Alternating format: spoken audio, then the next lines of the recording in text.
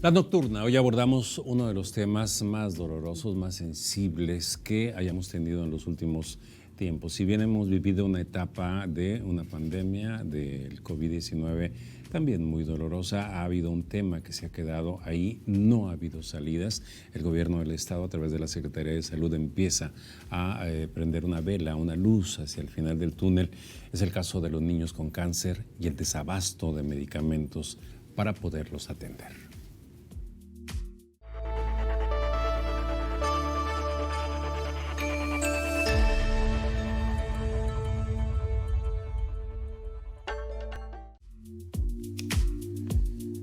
Gracias que está con nosotros en la nocturna. Le comentaba este asunto del desabasto de medicamentos para atender a los niños con cáncer. Ya van 2 años que esto se ha estado manifestando desde muy diferentes organizaciones, plataformas, los mismos estados, los hospitales.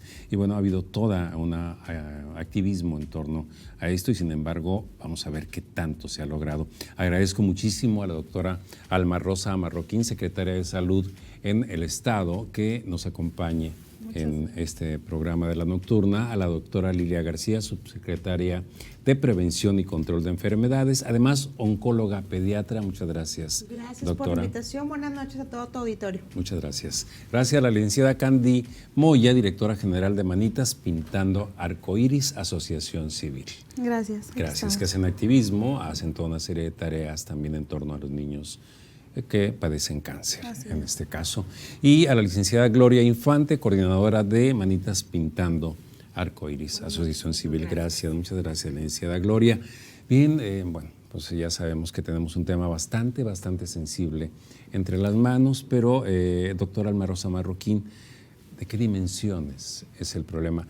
Lo percibimos, lo hemos leído, lo hemos sentido, nos han abordado en torno al caso, pero ¿de qué dimensiones es este problema? Bueno, es un problema muy importante que afecta a toda nuestra población. Desgraciadamente, el número de casos de niñas, niños y adolescentes con cáncer se incrementa cada año y las posibilidades que ellos tienen de recibir una atención oportuna, de calidad y que pueda beneficiarlos y continuar con su proyecto de vida, pues cada vez es más limitado debido a que de inicio los estamos identificando tarde. Luego, una vez que se identifican los pacientes, pues empieza todo este calvario en el proceso de la búsqueda de un tratamiento y luego, una vez que lo encuentran, o que encuentran la opción de dónde atenderse, pues viene toda esta problemática del desabasto de medicamentos, de todo el costo tan importante que representa y la dinámica familiar y social que se ve alterada significativamente porque muchas veces las mamás tienen que dejar sus trabajos para poder cuidar a los hijos y también pues entender que muchas veces los tiempos, las distancias impiden que el niño reciba la atención que requiere. Y esto se deriva en múltiples complicaciones para los pacientes y en un pronóstico desafortunado.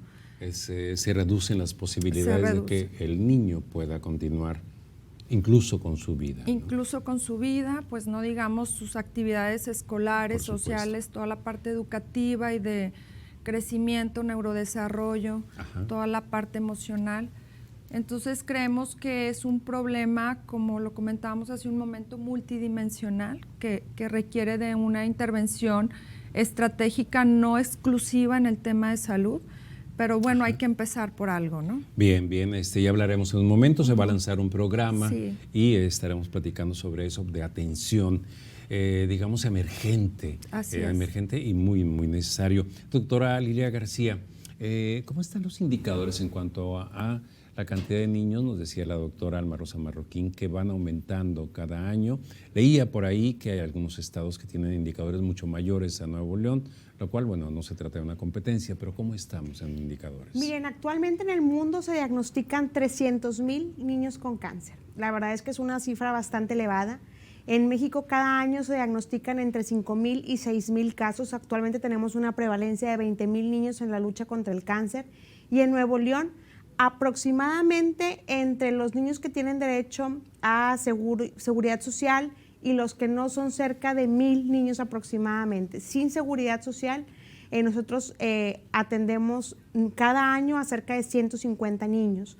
Entonces, estas cifras son bastante importantes, sobre todo cuando te das cuenta que el 65% de ellos llega con un retraso en el diagnóstico. Lo que mencionaba ahorita la doctora Alma Rosa es muy importante, porque eso condiciona que las terapias que se tengan que utilizar tengan que ser diferentes, que las cirugías que se tengan que hacer tengan que ser distintas, que incluso la rehabilitación que haya que dar es diferente y que incluso la muerte pueda ser una de las opciones que pudieran vivir algunas de estas familias. Entonces, de ahí la importancia del diagnóstico oportuno, que es parte también de los proyectos que tenemos. ¿Cómo un diagnóstico oportuno? ¿Cómo puede lograrse un diagnóstico oportuno en una enfermedad que es silenciosa? Conociendo los principales signos y síntomas del cáncer infantil, que los tenemos claros, la verdad es que son muy sencillos. El primero de ellos, rápidamente se los platico, es fiebre sin causa aparente, quiere decir que no hay un proceso infeccioso que lo esté condicionando. La presencia de dolor de cabeza de predominio matutino que se acompaña de náusea y vómito. También la pérdida de peso sin causa aparente, presencia de moretones o petequias, que son puntitos rojos en el cuerpo del niño. Sobre todo en lugares donde no están expuestos. Si vemos a un niño que tenga a lo mejor moretones en la rodilla, es normal, pero dices, pues porque está corriendo, está jugando y demás. Pero ya, por ejemplo, en el abdomen, en el tórax, en la parte de espalda, no tendría por qué tener ahí lesiones. Aumento de volumen de alguna de las extremidades, aumento de volumen del abdomen, presencia de mancha blanca en los ojos, nos hablaría de un retinoblastoma. También podemos tener sudoraciones nocturnas en el caso de los adolescentes con linfoma de Hodgkin o no Hodgkin, y presencia o aumento de adenopatías, de ganglios, de masas en el cuello, en las axilas, serían de los principales síntomas. Bien, nos ha dado una descripción bastante útil, ¿no? Para detectarla en principio, que sería lo más importante. Bien, vamos, si les parece, con Manitas Pintando Caritas, la licenciada Candy Maya. Manitas pintando arcoíris. Es que bueno, el hipotálamo falla, ¿no? Pero, ¿cuál es la misión, cuál es el perfil de esta asociación civil de ustedes? Pues lograr que la carga sea más ligera para las familias, para Cuando los llega pacientes. el impacto de saber que mi hijo, nuestro pequeño, tiene cáncer, es demoledor, debe ser demoledor. Así es. Enfrentar ese panorama, además que el cáncer ya está etiquetado como una enfermedad de muerte, aunque no sea así. ¿Ustedes entran a la ayuda? Así ahí. es. Bueno, antes que nada me presento, soy licenciada en enfermería. En enfermería. Tuve la oportunidad de estar en oncopediatría y así es como me di cuenta de todo esto. Las mamás las diagnostican y pues lo normal, ¿no? Voltean a ver a la enfermera y ¿ahora qué hago, no? Claro. Y ahí es donde entran Manitas Pintando Arcoíris. Okay. Se acercan, les ofrecemos la ayuda, todo sin ningún costo. Primero nos acercamos, los escuchamos qué necesitan, cuál es su necesidad. Tenemos el apoyo de una tanatóloga que los acompaña en este proceso, tanto al pequeño como a la familia. Y ahí ya vemos qué necesidades tienen. Apoyamos desde una quimioterapia, buscamos padrinos para poderlas costear cuando el desabasto nos ha llegado. Sí. O si la familia es de bajos recursos y no las pueden costear en otro tipo de servicio de salud, ahí entramos también nosotros. Buscamos donadores de sangre, que ahorita no hay mucha conciencia en el donador altruista. A pesar de que se han estado insistiendo muchísimo. Exactamente. Con apoyo del IMSS hemos logrado conseguir una campaña de sangre, lo cual pues así como recibimos, así se nos acabó. Pero tratamos de hacer el apoyo general, ¿no? Todo lo que rodea al pequeño, su enfermedad. Ajá. Sabemos que si los papás no están bien, que es el entorno del menor, pues él no va a estar bien, porque también no es sano que él vea cómo sufren sus papás porque perdieron su trabajo, porque dejaron su ciudad. Nosotros vemos niños que son de otros estados, de bajos recursos. Que migran o que vienen a la zona metropolitana, a Monterrey o cualquiera de los municipios a buscar ayuda. Así es, nosotros los albergamos, ahí tenemos un albergue en el cual se les da hospedaje sin ningún costo, el tiempo que lo requieran. Ajá. Estamos por abrir otra, una cuadra del Universitario precisamente. Bien. Y todo es con apoyo de la gente, a la ciudadanía que día a día se suma a esta bella causa. Sí, licenciada Gloria Infante, es una responsabilidad, sí, la atención médica, la salud pública es una responsabilidad de gobierno, pero esta suma de la sociedad civil se está dando. Sí, gracias a toda la ciudadanía que realmente es la que hace posible todo esto. Y yo creo que cuando dijo usted manitas pintando caritas, yo creo que sí, manitas pintando arcoíris, pinta caritas de mucha esperanza, y eso es gracias a toda la ciudadanía, que contamos con todo el apoyo. La verdad es que se ha avanzado un poco, ¿verdad? Ajá. Porque si vamos a las cifras es mucho, ¿verdad? Cada vez aumentan más los casos de cáncer infantil, ¿verdad? Que vemos es una enfermedad que no solo afecta al niño, sino a su familia. Entonces aquí es donde realmente el apoyo de la ciudadanía es de gran ayuda. De mucha ayuda. Sí. Hay varios programas que tienen ustedes, ¿no? Trenzando Esperanza, que es esto de las pelucas oncológicas, y vi una gran cantidad de fotografías de personas, o de mujeres en este caso, no sé si hombres que también, bueno, usan el pelo largo, pero que están donando pelo, por ejemplo, que parecía, pues bueno, no clínicamente no ayuda en sanar a la persona enferma, pero sí es de gran ayuda en el aspecto emocional. Sí, claro que sí. Bueno, Gloria te podrá dar. Sí, pues realmente a veces nos preguntamos, ¿verdad? ¿Por qué donar una peluca oncológica? Pues es de gran importancia porque científicamente está comprobado, ¿verdad? Que el estado de ánimo en un paciente, ¿verdad? Ajá. Que en un principio un diagnóstico es fatal y va avanzando y posterior perder su cabello, ya se ve afectada la persona emocionalmente. Ajá. Entonces, científicamente, el ayudar a un niño, a una persona, esto aumenta también el sistema inmunológico, y es lo que nosotros buscamos, ¿verdad? Que cada vez más podamos de una manera u otra apoyar a nuestros niños, a nuestras guerreras en lucha, y también a señoras en lucha, ¿verdad? En cáncer de mama, que también actualmente se ha hecho también un programa para apoyarlas a las guerreras en lucha. Bien, si les parece, vamos a hacer una pausa y regresamos en un momento. Estamos abordando el tema del cáncer en niños y, bueno, la gran problemática que se ha presentado acerca del abasto de medicamentos, ese círculo negativo que se ha creado en el que una cosa se va vinculando a otra y se es prácticamente imposible salir de él. Vamos a hacer la pausa, regresamos, La Nocturna.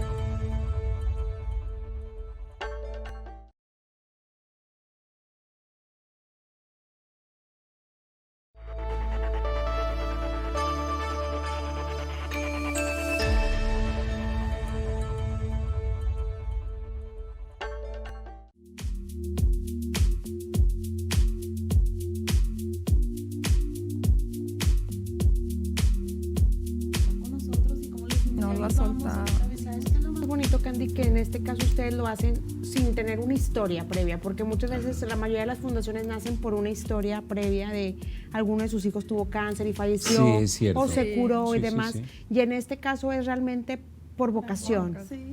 O sea, realmente... Ahí el disparador en el caso de Pintando Arcoíris fue el que la licenciada estuviera en contacto con una persona, ¿no? Con personas. Sí, bueno, es que era el área de oncología.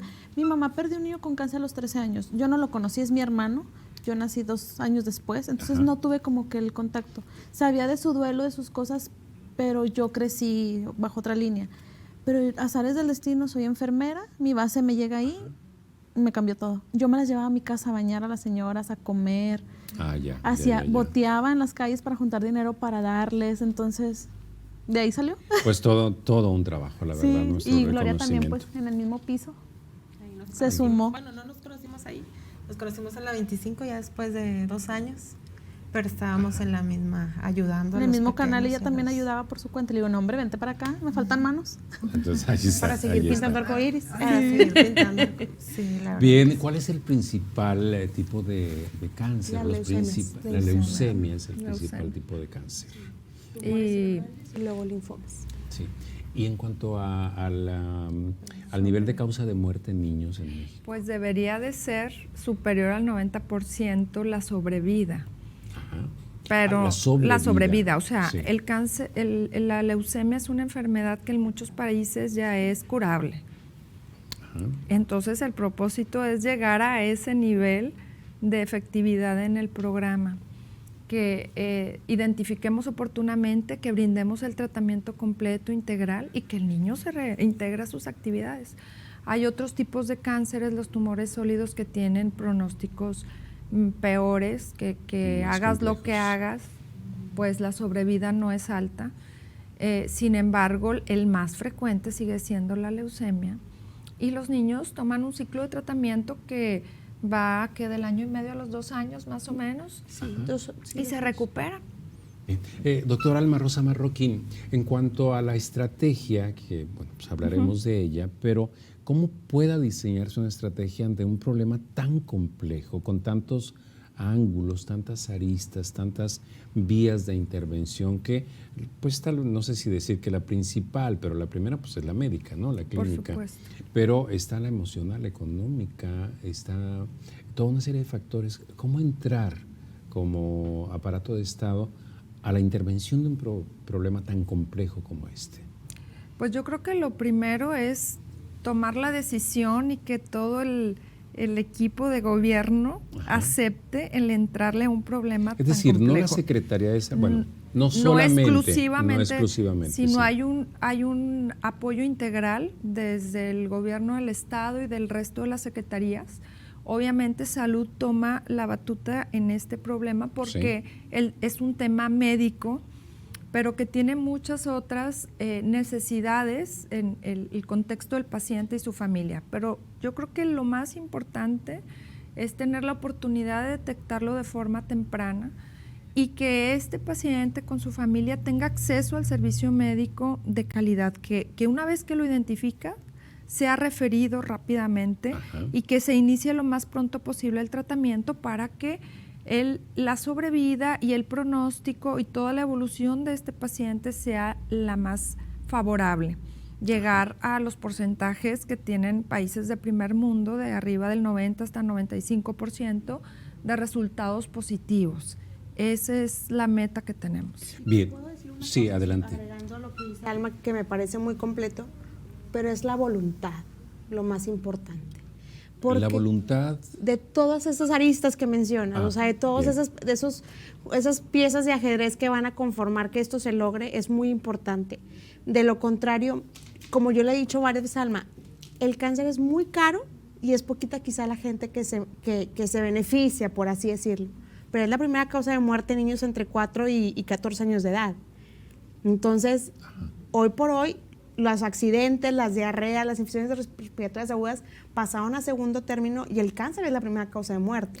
Es la primera causa de muerte en este grupo de edad. En niños de 5 a 14 años. Entonces, de ahí la importancia que digas tú, oye, pues hay que invertirle a esto. Nosotros tenemos una sobrevida global en Nuevo León de leucemia, que es la más frecuente, entre 65 y 70%. Cuando se habla del 99%, 95%. 95% en Texas. En Texas. O sea, a unos kilómetros. En Houston. O sea, entonces, pero te vas a Oaxaca y es del 30. Te vas a Chiapas y es 40. O sea, entonces, ¿por qué ellos que están tan cerca sí, nosotros no? Por esa voluntad de querer entrarle el compromiso completo de pagar completamente todo y tener el recurso disponible para curarle. Y te quiero decir que muchas veces el concepto de intervenir o de pagar es erróneo, porque a veces nos gastamos más tratando de minimizar o de curar las consecuencias a las que ya llegó el paciente, en vez de invertirle a la intervención temprana, al diagnóstico oportuno, y eso obviamente, aparte de mejorar la vida de las personas, de los pacientes y de sus familias, de todo lo que sucede alrededor, pues obviamente que el resultado va a ser mejor, en vez de estar atendiendo las complicaciones que se derivan de pues de la propia enfermedad. A ver, yo en lo que he observado en la operación de este gobierno de Samuel García está no la responsabilidad vertical, es decir, Secretaría de Salud, tú a Salud, sino los proyectos transversales, puesto que no se puede atender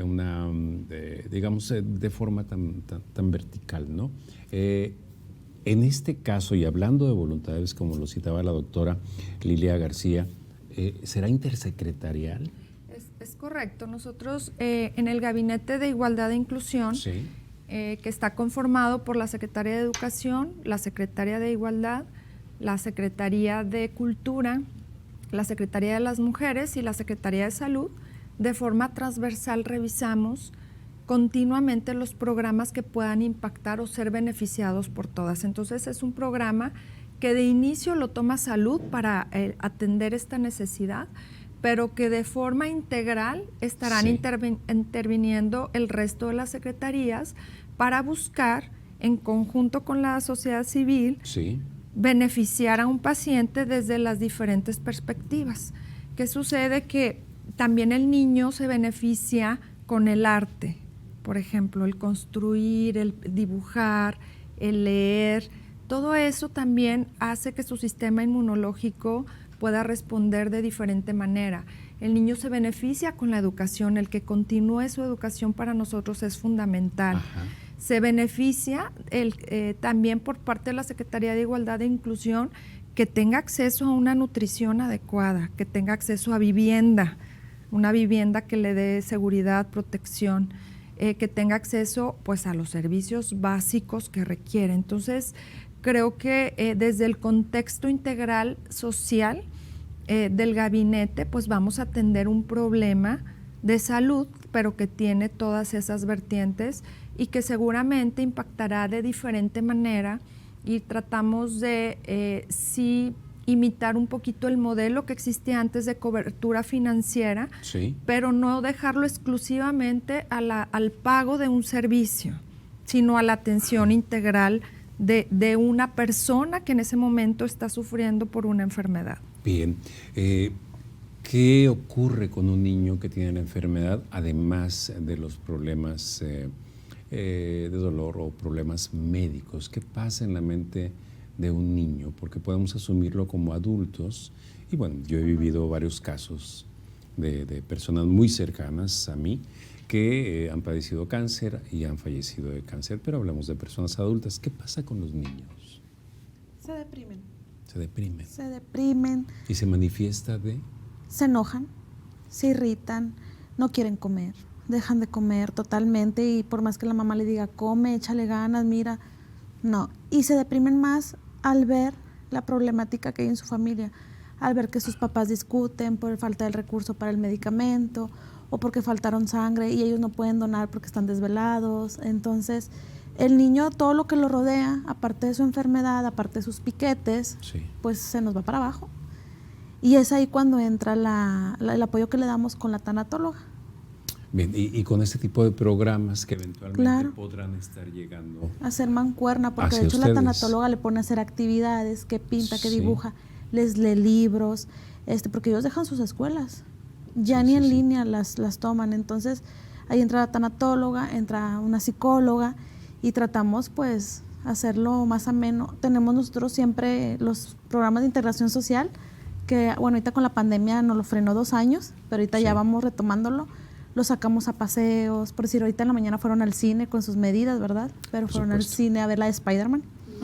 Mañana les tengo su posada y trato de que cada mes, mes y medio, se entreguen a la sociedad, ¿no? Porque que convivan y que vean niños en su misma situación. Ajá. Para activarlos. Alicia Infante, ¿y cuántos son en Manitas Pintando Arcoíris? Bueno, ahorita actualmente están integrados dentro de la asociación 300 niños. Hasta ahorita, bueno, se han podido resolver entre 95 y 98 casos, ¿verdad? Con tratamientos. También es el apoyo a la familia. Hay familias que, como comentan, ¿verdad? Afecta totalmente en cuestiones de alimentación, de trabajo. Entonces, pues gracias a la sociedad, ¿verdad? Podemos ayudarlos con alimentos, con productos para higiene personal, para que ellos puedan también estar dentro de lo que es la hospitalización, ¿verdad? Que no sufran, aparte de la enfermedad, la carencia, ¿verdad? De poder tener todo lo necesario para sus hijos.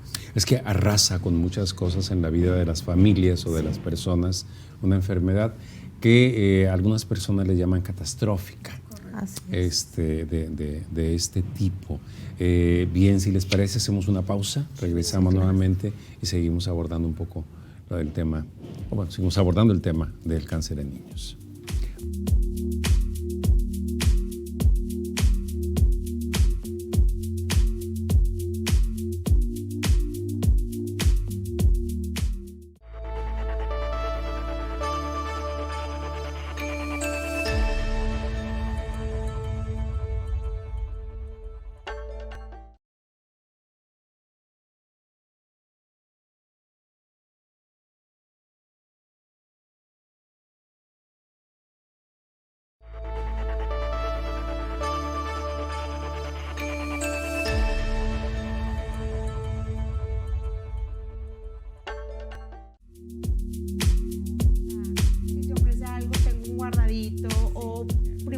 Casa antes del seguro de gastos médicos mayores porque fue como te criaron y así, ajá, te llega y te afecta. Entonces, eso es una de las cosas que sí creo que ajá, es importante también mencionar. Ahora, hay niños que aún con seguro de gastos médicos mayores completo y todo, presentan una enfermedad mucho más agresiva que los condiciona incluso a muertes muy tempranas. Bueno, la cuestión es que también los gastos médicos mayores estamos, para ponerlo nada más en contexto, estamos platicando acerca de si está vinculado o no al nivel socioeconómico, la pobreza, la cuestión del cáncer. La doctora Lilia García nos decía, no, esto es a cualquier nivel socioeconómico sí, y demás. Ahora, la cuestión de los gastos médicos mayores, pues ya están limitados, ya no existe la figura aquella de sin límite, ¿no? Sí. Pagar lo que pagaras. Entonces ya están limitados, ¿no? Exactamente, así es.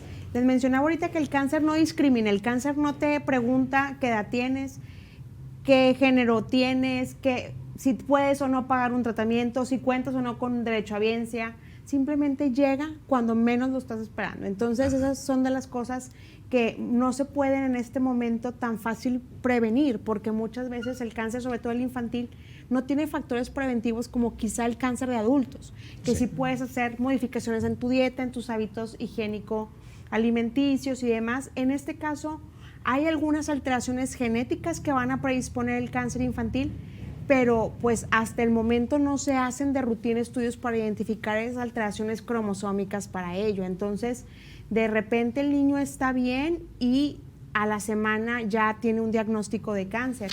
O en ocasiones pueden pasar incluso hasta 30 meses, como en el caso de los tumores cerebrales, que pueden tener síntomas muy sutiles y pasan 30 meses, el niño presenta quizá una convulsión y ahí es donde se dan cuenta que tiene una masa intracerebral. Entonces, esa cuestión muchas veces no se puede prevenir y es una de las diferencias grandes en esto. Bien, hay desabasto de medicinas, esto es obvio y ha sido reclamado por muchos organismos, sectores. Doctora Lilia García, eres oncóloga pediatra. Así es. ¿Cuántas o cuántos y cuántas oncólogos pediatras hay en Nuevo León o en México? En Nuevo León somos cerca de 12 más o menos aproximadamente los que estamos activos. En México cerca de 200 actualmente, pero sigue sin ser suficiente. Bueno, sigue sin ser suficiente porque no hay unidades para la atención de los pacientes con cáncer. Entonces, muchas veces son hospitales de tercer nivel los que se requieren para poder tratarlos por el tipo de cirugías que se hacen, por el tipo de medicamentos que se utilizan o bien por el tipo simplemente de rehabilitación que puede requerir el paciente. ¿Qué tan caro es y cuántos tipos de medicamentos se requieren para la atención de un niño con cáncer? ¿Cuántos tipos hay en ese universo de enfermedad? Bueno, pues hay diferentes tratamientos de acuerdo al diagnóstico de cada paciente.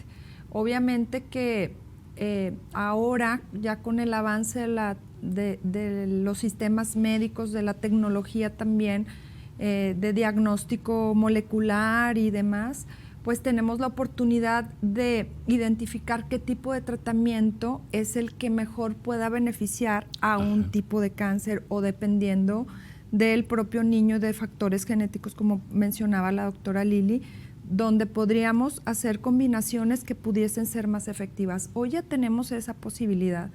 Sin embargo, pues la disponibilidad, como bien lo mencionas, obedece a muchos otros factores externos. Sí.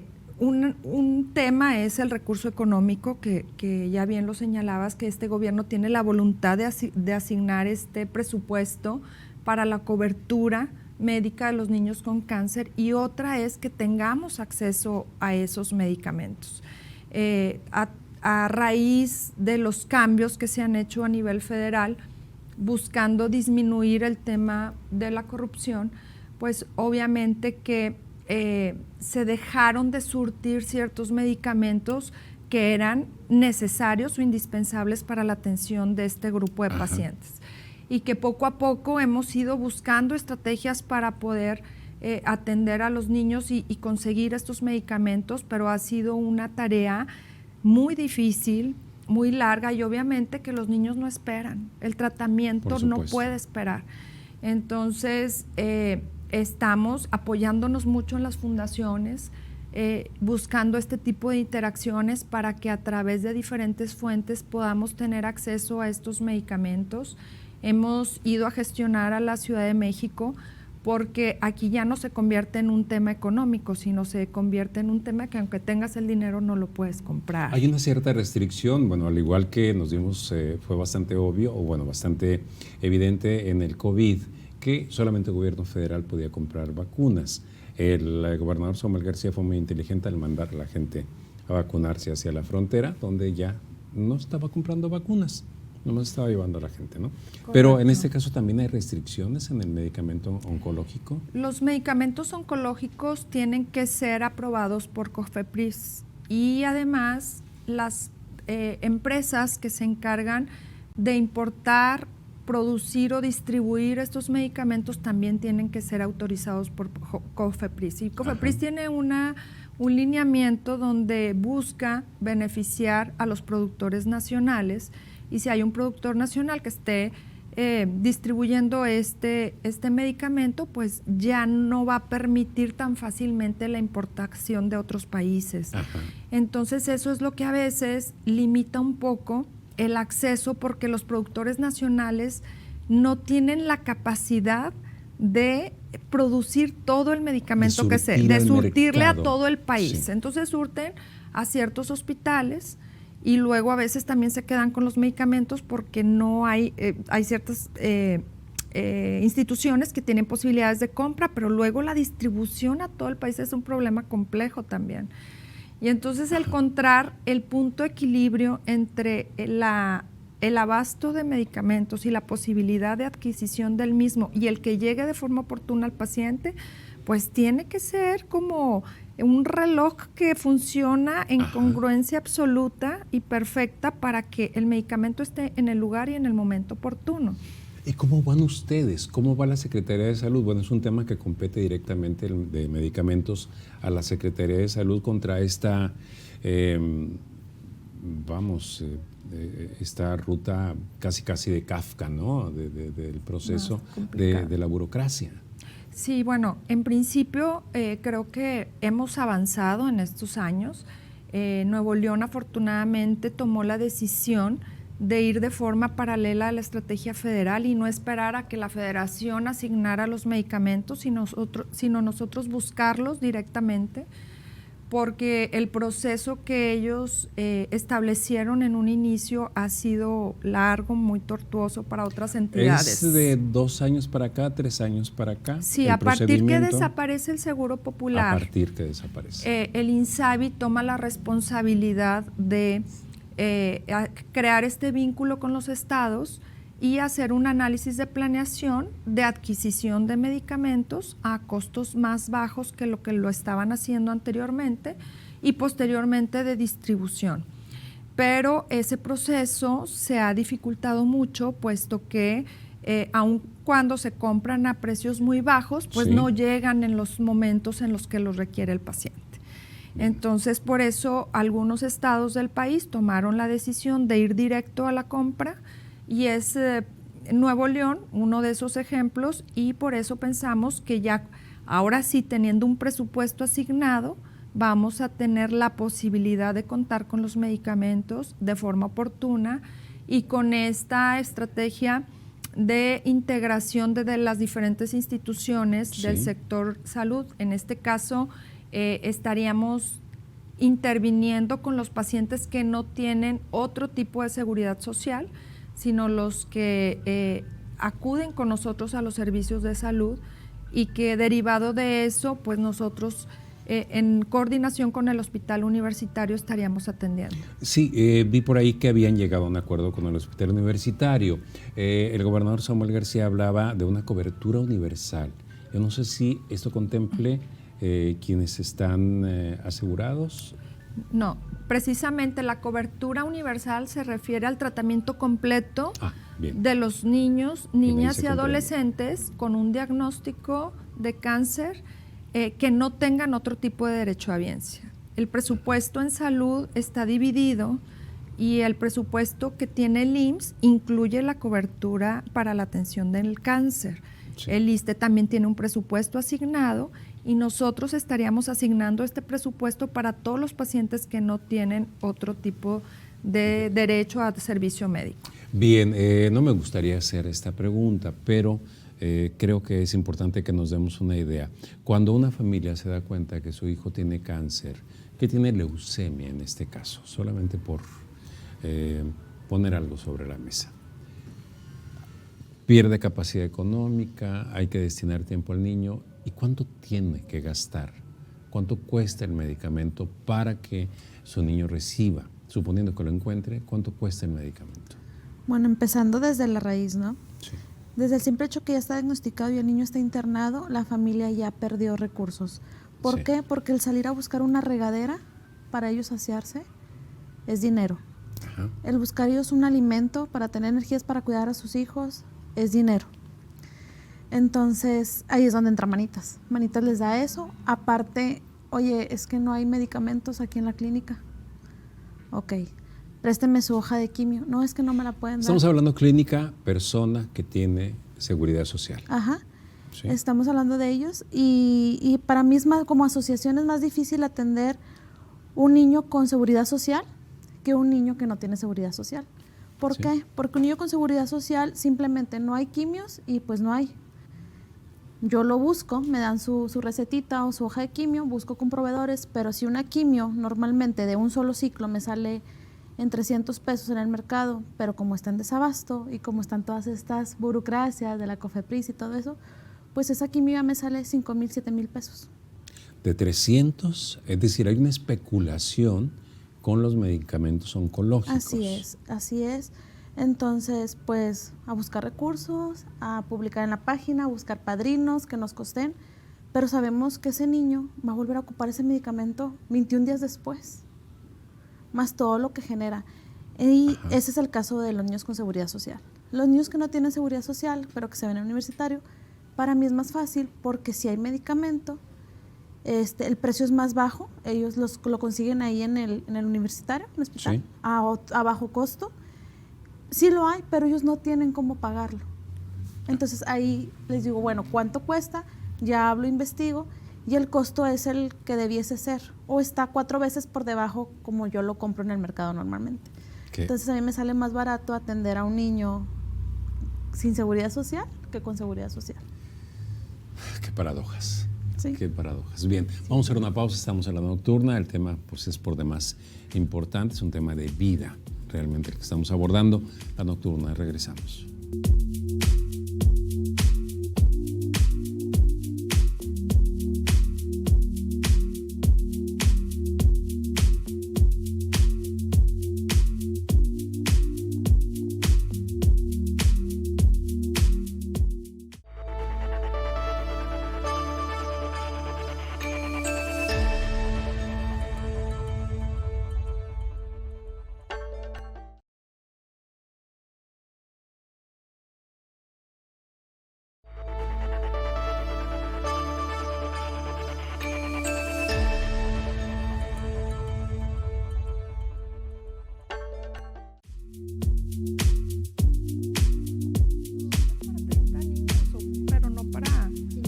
para 5,000.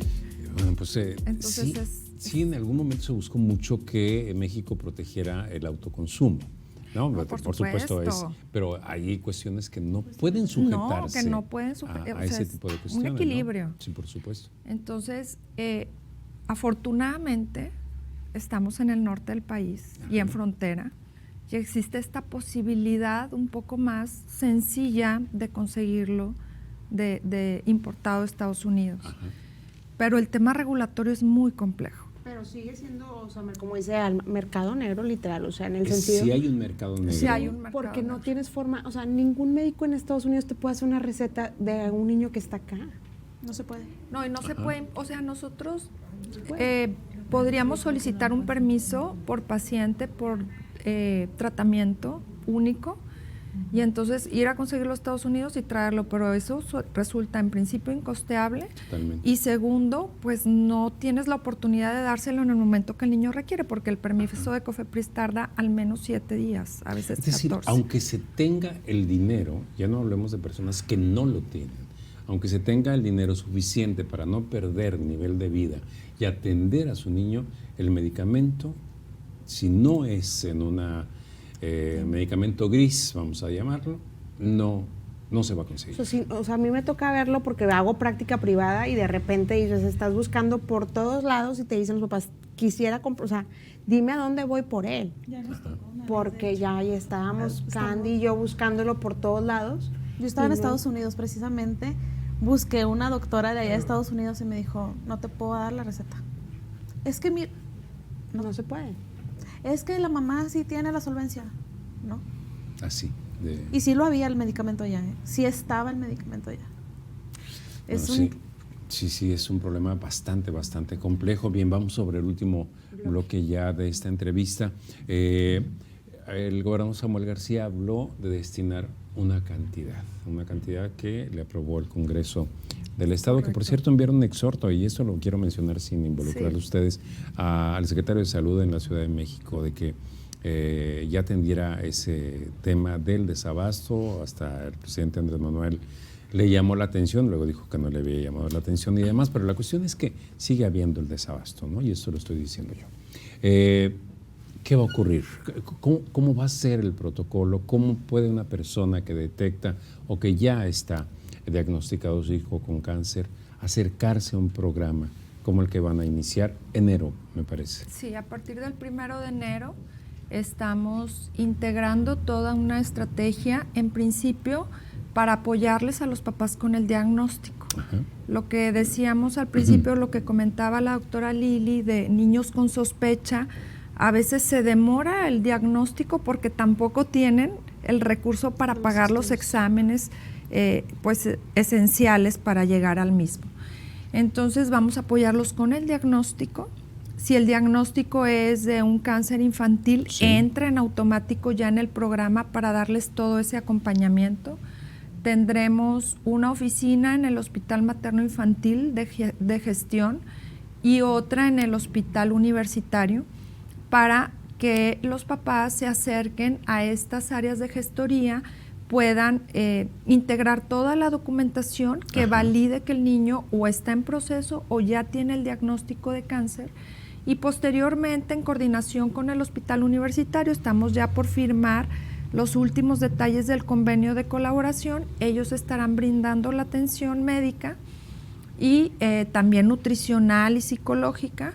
Todo esto se estará subiendo a una plataforma y estamos también trabajando en la creación de un fideicomiso para Sí. que todo esto sea muy transparente, que tengamos todos los datos de los pacientes en una plataforma específica y que cualquier persona que quiera involucrarse con nosotros y apoyar estos programas de tratamiento, pues lo pueda hacer a través de este fideicomiso, Sí. y de alguna manera garantizar la continuidad de este proyecto a largo plazo. Aquí es clave el que la sociedad civil se integre en la medida de sus capacidades a través de organizaciones o bien a través de donaciones, se integre a este programa para que este programa pueda crecer en Claro. sus expectativas. Es correcto. En principio, en este presupuesto para el 2022 se asignaron 230 millones para la atención de niños, niñas y adolescentes con cáncer hasta los 18 años de edad. Y bueno, pues ya estamos levantando el registro de los niños que hoy ya están diagnosticados, pero también quiero decirles que uno de los puntos más importantes, aparte de cubrir el diagnóstico y del seguimiento, es también las posibles recaídas o los tratamientos como el trasplante de médula ósea, que a veces también son muy costosos y que anteriormente no se cubrían, ahora sí los vamos a estar considerando dentro de la intervención o del paquete del presupuesto que tenemos para estos niños. Sí, doctora Lilia García, el sector médico, ¿qué tanto puede estar apoyando?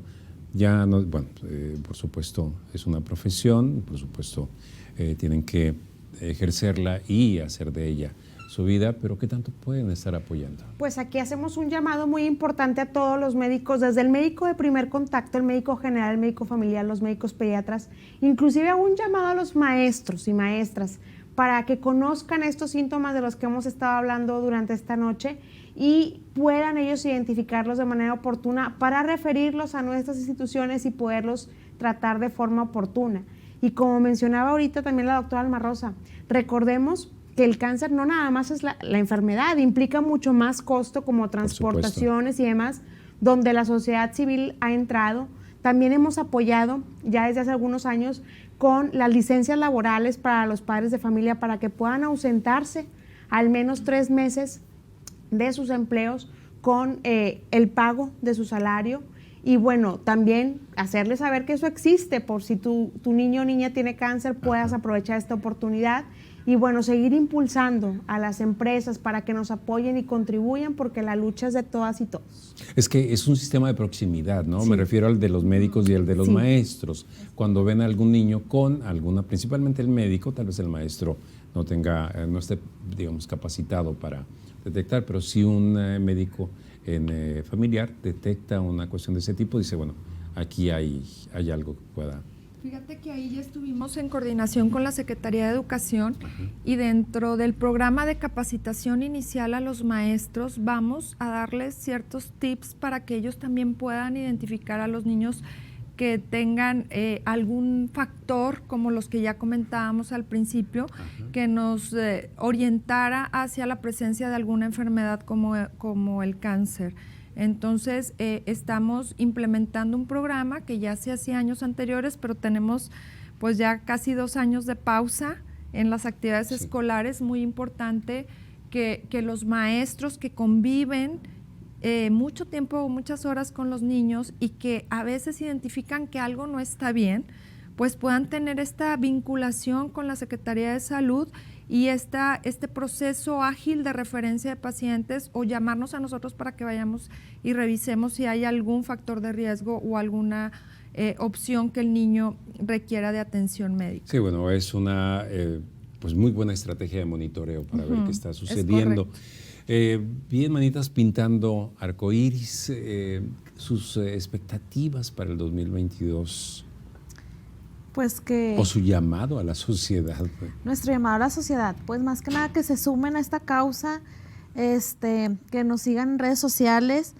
Ahí ponemos a diario todas las necesidades de los niños que hay, de tratamientos, de quimios. Sabemos que ahorita que iniciando el año empieza este proyecto, si bien nos va a aligerar mucho esta carga, tenemos fe en la ciudadanía, en la gente, que vamos a salir adelante, que si ahorita tenemos 320 niños, pues el próximo año ya no sean 320, que la cifra no suba, sino al contrario, ¿no? Que baje un poquito y que se sumen a estas causas. La verdad que es muy bonito ver a los niños saliendo victoriosos de la enfermedad. Debe ser muy, muy importante. Bien, le pido una disculpa, doctora, y le pregunto en este momento, doctora Alma Rosa Marroquín, me salgo un poco del tema COVID.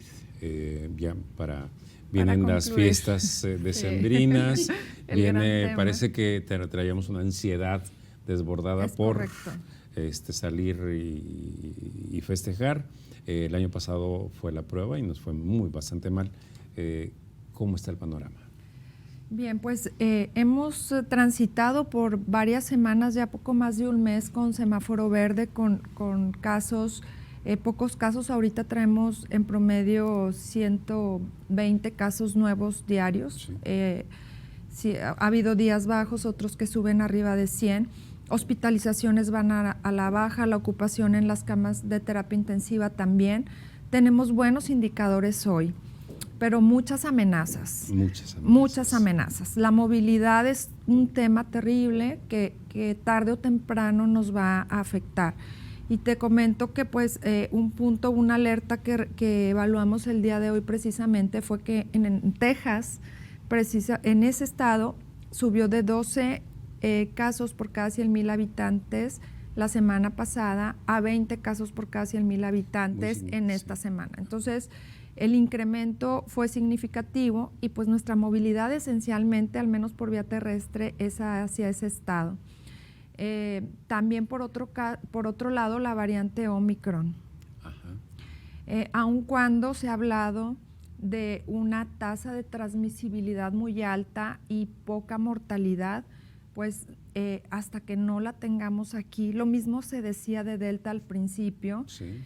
Y bueno, el lado positivo, la esperanza que ahorita podríamos tener es la gran cobertura de vacunación que hemos alcanzado en el estado.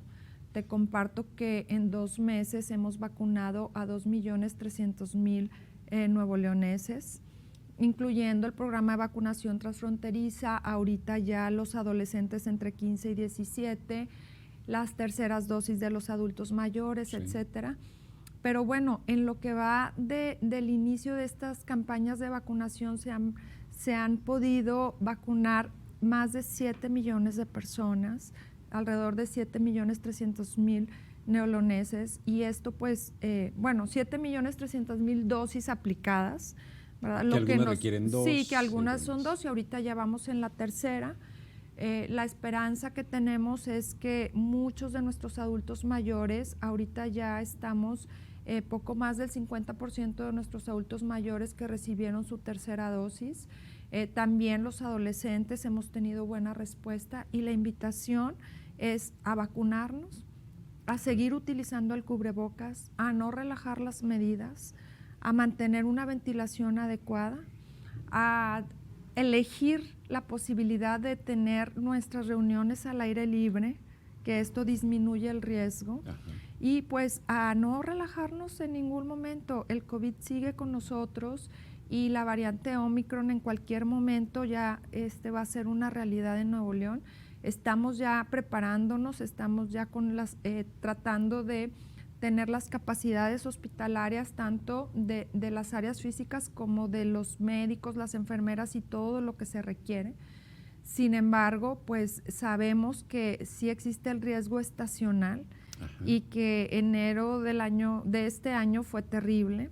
Esperemos que esta gran cobertura de vacunación, que es la enorme diferencia que tenemos contra enero del año pasado, por que supuesto, no teníamos a nadie vacunado, pueda hacer la diferencia. Entonces, la invitación es a mantener los cuidados, a buscar protegernos y a asistir a los puntos de vacunación. Yo sé que es un poquito borroso, que nos demora tiempo, que a veces los hacemos esperar, pero créanme que hacemos un gran esfuerzo de logística y de intervención entre municipios, diferentes instituciones de salud, la Secretaría del Bienestar, la Sedena, para que todo esté en el momento justo y podamos recibir esta vacuna que es nuestro escudo de protección. Por supuesto, sí, Europa ha aumentado su nivel de alerta por Omicron. Muchísimas gracias, doctora Alma Rosa Marroquín, secretaria de Salud en el Estado, doctora Lilia García, subsecretaria de Prevención y Control de Enfermedades, licenciada Candy Moya, directora general de Manitas Pintando Arcoiris Asociación Civil, y licenciada Gloria Infante, coordinadora también de esta Asociación Civil. Muchas gracias, qué tema tan sensible el de hoy. Creo que era muy importante que lo abordáramos en la nocturna. Esperemos que esto llegue a la ciudadanía, que llegue a quien tome decisiones y que algo ocurra lo mejor posible en relación a este programa de gobierno, ¿no? Y de la ayuda de la asociación, de la sociedad civil. Muchas gracias. Gracias. Gracias a usted. La Nocturna, próximo domingo, 7 de la tarde.